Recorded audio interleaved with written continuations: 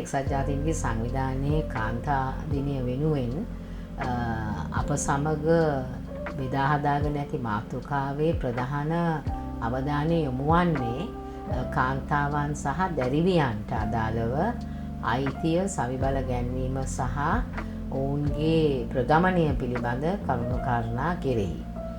එතකොට මේ රාමුව තුළ තමයි අපි 2025 ජාත්‍යන්තර කාන්තා දිනය සැමරීම සඳහා එක්වන්නේ.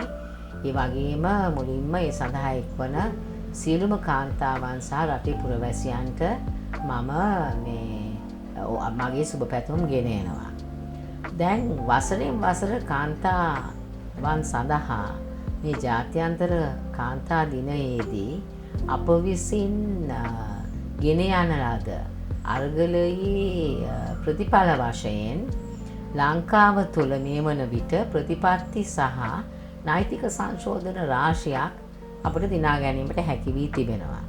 ජාත්‍යන්තර කාන්තා දිනයේදී කාන්තාවන් එක්වන්නේ වසර ගණනාවක අත්දැකීම් එක්කල. ඒක 1979 සිට ගලා එන කාරණාවක්. විශේෂයෙන්ම අපි ගත්තොත් ගෘහස්ත ප්‍රචණ්ඩත්ව පනත, ඒ වගේම දඬු නීති සංග්‍රහයේ ඇති කර ගන්නා ලද සංශෝධන, කාන්තාවන්ගේ සුබ සාධනය සඳහා යම් ආර්ථික අවශ්‍යතාවයන් පෙන්눔 කරමින් කාන්තා අමාත්‍යාංශය තුල සහ විවිධ අමාත්‍යාංශ හරහා ආයවැය තුල මුදල් වෙන් කර ගැනීම වැනි කාරණාවල සිට කාන්තාවන්ගේ දේශපාලන නියෝජනය සඳහා 2018 නෛතික ප්‍රතිපාදනයක් පවා ගෙන ඒමට අපට හැකි වුණේ මේ කාන්තාවන් බලමුළු ගන්වමින් කාන්තා සංවිධාන සහ දේශපාලන පක්ෂ විසින් ගනු ලැබූ පියවර නිසායි. දැන් මේ 2025 කාන්තා දිනය සමරන මොහොතේ එක පැත්තකින් මම සතුටුයි. අප එය සමරන්නේ රටේ ප්‍රධාන නීතියක් සහ ප්‍රතිපත්තියක් මේ අත් දෙකෙන් අරගෙන.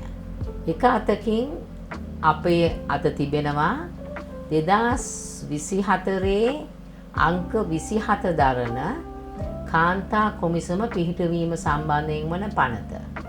දැන් මේ පනත අපලත් ජයග්‍රහණයක්.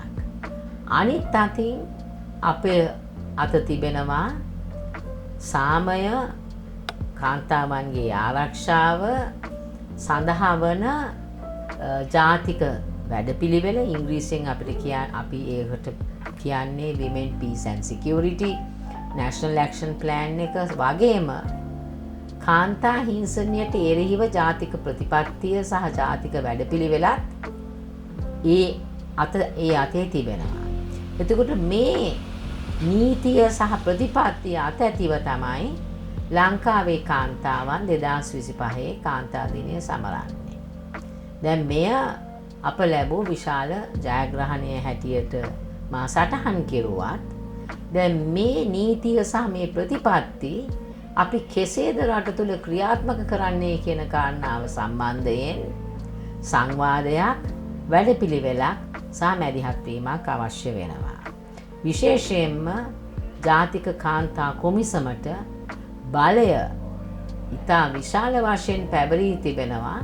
කාන්තාවන්ට සිදුවන අසාධාරණයන්, අකටයුතුකම් පිළිබඳව නෛතික පියවර ගැනීමත් ඔම්බුඩ්ස්මන් වරයෙක් හරහා අවශ්‍ය වන්නා වූ මැදිහත් වීම කිරීමටත් විවිධ ආකාරයෙන් රටට එහෙම නැත්නම් ප්‍රතිපත්ති සම්පාදකයන්ට දැනුවත් කිරීම කරලා ඒ විවිධ කාන්තාවන්, විවිධ ක්ෂේත්‍රවල කාන්තාවන් මෙන්ම පුද්ගලයන් වශයෙන්ුත් කාන්තාවන් මුහුණ දෙන්නා වූ අසාධාරණයන්ට එරෙහිව යෝජනා, විසඳුම් සහ අවශ්‍ය නෛතික පියවර ගැනීම. ඉතින් මම හිතන්නේ ඒ නිසාම අපි ප්‍රබලයි.